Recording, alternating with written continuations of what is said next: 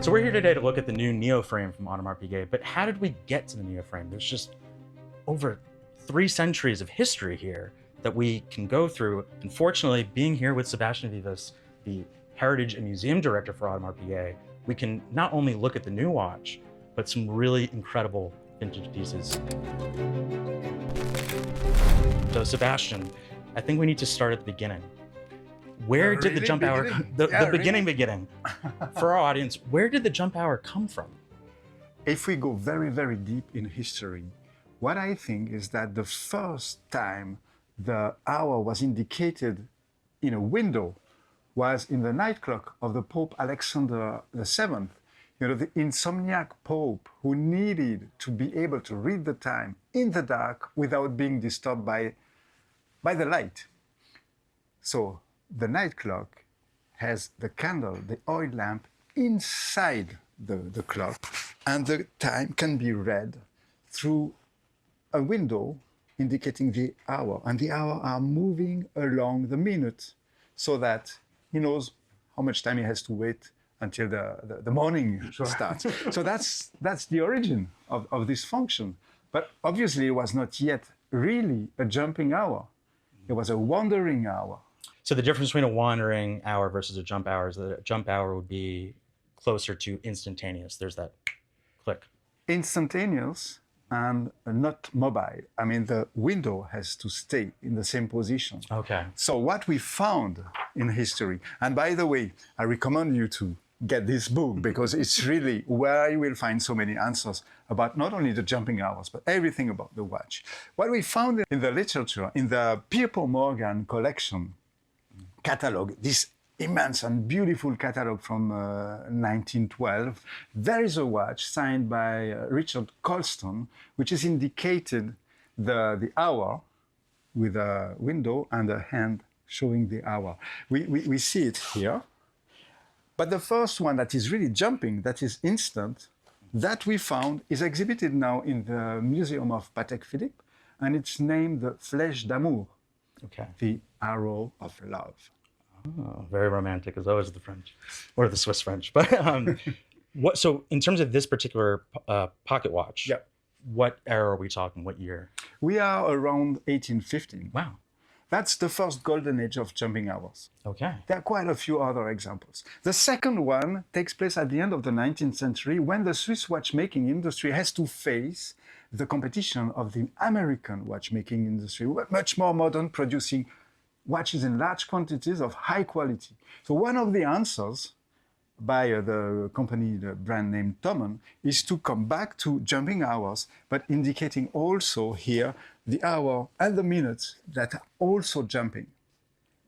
That became quite famous, and that gave birth to jumping hour pocket watches at Audemars Piguet. So starting at the beginning of what we have here on the table, what is this? What do we have going on here? You remember the night clock of the Pope? Mm-hmm. It was interpreted in pocket watches. And one very first example that belongs to our collection is this watch that was made by the British watchmaker named Beeg, B-E-E-G. If you open it, you see how extraordinary it is. The indication of the time is here. There's a window that moves slowly to tell you the minutes. And if you want to adjust it, you have to open it and turn, actually, the central square with the key. And by the way, if you really want to admire the movement, you can. Oh, wow. That is still ticking. Insane. It's a 325 years old watch, and it's still ticking. See, that's the beauty of mechanical watchmaking, is with all the digital smartphone devices that we use, they're all built to go obsolete and break. But I have the pleasure of having a minute repeater pocket watch that's over 100 years old, and it's still keeping time, and these are forever objects. But nonetheless, it's so cool to see a pocket watch that is 300 years old? 325. 325 years old, still working as intended. I don't say it's super precise. No. But still. We didn't have COSC then. No. Okay, so Yeah. so this is the first example from Audemars Piguet of a jump hour watch. This is one of the oldest. One of the oldest, It's okay. not the first one, but it's also one of the most beautiful. Look at that. Two windows for the hour and the minutes. The minutes is slightly larger because the minutes are not jumping. They are moving slowly. Sure. But also three additional windows for the complete calendar. Wow. The design, the thickness, the beauty of the watch, it's definitely a masterpiece. And this is from which year? It's from 1925. AP is known to have been one of the first company to introduce the jumping hour wristwatches. We were not the first. We found a patent from 1915 signed Spory and Dubois, and even a picture of a watch. We have not seen the watch, but we were claiming we were the first, and now we know that we were not the first. Maybe we were the second in 1924. I took a watch that I'm actually wearing at the moment because it's really good and it tells the time very well. From 1925 also, so just 1 year after. It's combining the indication of the hour on a window with the minutes with a hand. Very modern, but still not resolving one major problem of the time is the fragility of the glass. At that time, AP used to deliver spare glasses because we knew that very often the glass, mineral glass of the watch was broken. And as they were all different from each other, we delivered 2, 3 additional glasses for each watch.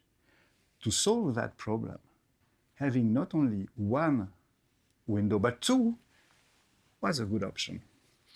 Here is a watch that was made in 1929, a masterpiece in terms of design, with the indication of the hour at the top and the minutes below. And look at that. It's streamline design. It's combining 2 golds. Look at the profile, the balance, the aesthetics. It's more than function. But this is interesting because with Guichet watches, I've always found the element of having a lot of front-facing metal and just having the windows. It's a striking part of the aesthetic, but for me, sometimes I'm like, oh, but where's the rest of the dial? But hearing that about the glass, hearing that function influencing aesthetic, that it wasn't just necessarily a stylistic choice, but it came from the reality of the glass breaking. Yeah. I never put that together. See, this is why we need to have conversations with Sebastian. You know the glass, there is glass, but the glass is inside and very small glasses that are just below each of the windows.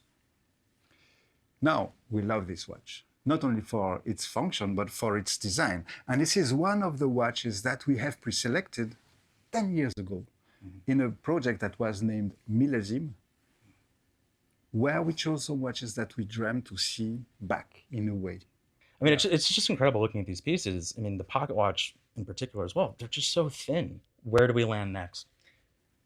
Next, this function of jumping hour disappears at AP, but reappears in 1991. 1991. It was a dream, a combined dream of Giulio Papi and the director of the Complication workshop at the time. One wanted the jumping hour back.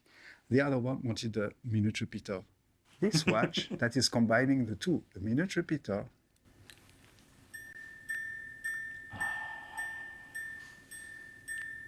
great, huh? And this is, by the way, one of the first waterproof wristwatch with a chiming system. So the sound is soft. This is the definition of a grail watch, just for the record, guys. Like, that's just a beautiful piece.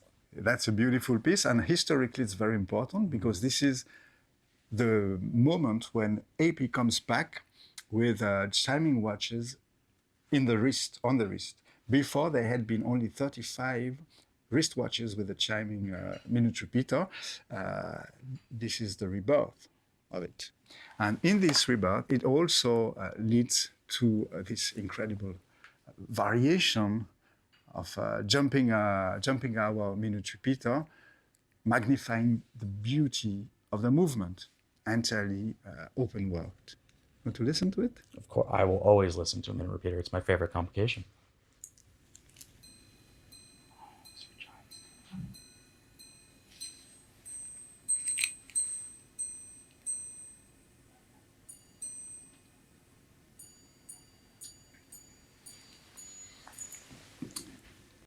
so good. The decoration of the movement, but also the clarity of the chime. It's just perfect. Perfect. So no, in watchmaking, we reinvent all the time the tradition. We come back to the origins, and we relearn and we redo things, but differently, building the future based on the past. Because when you walk, you need 2 feet, one in the past and the second one in the future. And this is what we did in 1991 by reintroducing the wandering hour. Remember about the Pope clock? Yes. Everybody had forgotten that. Nobody remembered about wandering hours because even wandering hours was not existing as a name, as a concept. The director of research of development at the time found in an old Journal Suisse d'Horlogerie, Swiss watchmaking journal article, an article dedicated to a 1820 wandering hour. He says, this is something that could inspire us. And it gave birth to the Starwheel, 1991. And this was also very inspiring for the whole industry. And now there are quite a few companies that have reintroduced this specialty. Yeah, there are brands whose, quite frankly, their whole identity revolves around the wandering complication. Not to say it. Yes, absolutely. Yeah. That's good. And we have reintroduced Starwheel 3 years ago on the Code 1159 collection, and that was the moment to come back to jumping hours. But we did it with a completely new frame, a new collection that we named New Frame. New Frame. So this is a bigger scale than what we were seeing, of course, from the 20s. But there's a lot that I'm looking at here that we're seeing the design codes being echoed. So from your words, what are some of the elements here on this watch, the clear through lines from the present to the past? And to the future? And to the future. There are many layers. If you compare the two, obviously it's not the same size, because today we have larger watches, it's much more modern, and it was not about doing a replica or a copy slightly larger of the historical one. This is not AP. AP is about building the future, knowing the past, but building the future. And this is very faithful to the spirit of the original one, because it's looking forward. Originally, the metal that was protecting the mineral glass was above it. But here it's the opposite. The glass is above the metal. And you know why? So we have sapphire now. It's sapphire, and sapphire is not even glass, it's stone. Sapphire is the second hardest material after diamond. So you protect the metal with sapphire. It makes sense. That's why I'm even more glad that we touched on that element of the guichet sort of coming from this element of mineral glass being very susceptible to cracking. So it's, again, in a new context, in a new era, you're allowed to play with the design differently because the materials have evolved in a way that, again, influencing the design. So we have the sapphire. Where are we getting the black color from beneath it? I'm not going to tell you the exact techniques of retro painting, but the color is coming from underneath so that you keep the transparency, the reflection, but you have the deep black below it. And that's, for me, a sort of an homage to the space design. The 1960s, 1970s, when we were discovering the space and there were this UFO everywhere. And it's really layers. A tribute to Art Deco, a tribute to Streamline, to the 1960s, and really forward-thinking watch. Also, this is the first self-winding jumping hour in our history. Equipped with a very modern movement. That's an evolution of the caliber 7121 that was created for the new jumbo in 2022. So it's... that certainly helps the watch stay thinner, even though it's an automatic. Exactly. Yeah. It's quite thin. The watch is very well balanced. So we did not want to have it as thin as possible. We just look for the perfect balance in geometry. Well, Audemars Piguet in recent times has certainly focused on ergonomics on the wrist. Definitely. And having tried it on, there's certainly a comfort seeing the camber of the lugs Yeah, wrapping you see around the this wrist. angle? First time I saw, to be honest, first time I saw the mock-up of the watch, the 3D, I said, maybe it's too large. But looking at it now, with the integration of the strap, it's fitting the bracelet, it's fitting the wrist absolutely well. It's got really great presence, but it's not too overwhelming. I think, as always, you guys have done a pretty darn good job. And that's only the beginning, you know. And this is only the beginning. It will expand. So this is not a one-off, sort of like a remaster where perhaps you get one and it kind of goes away. This is a new collection line in Audemars Piguet. Absolutely. This is what makes it different from any previous remaster. The remaster program is continuing, but remaster is limited edition, one shot. This is the beginning of a larger story. One. Well, I'm very interested to see where this collection goes. What I want to know from you all watching the video is, what do you think of the new Neo frame? And if you could pick any watch on the table that we've discussed, which one would you want to take home? Let me know in the comments. Thank you so much for watching. And as always, I'll see you on the next one. Thank you.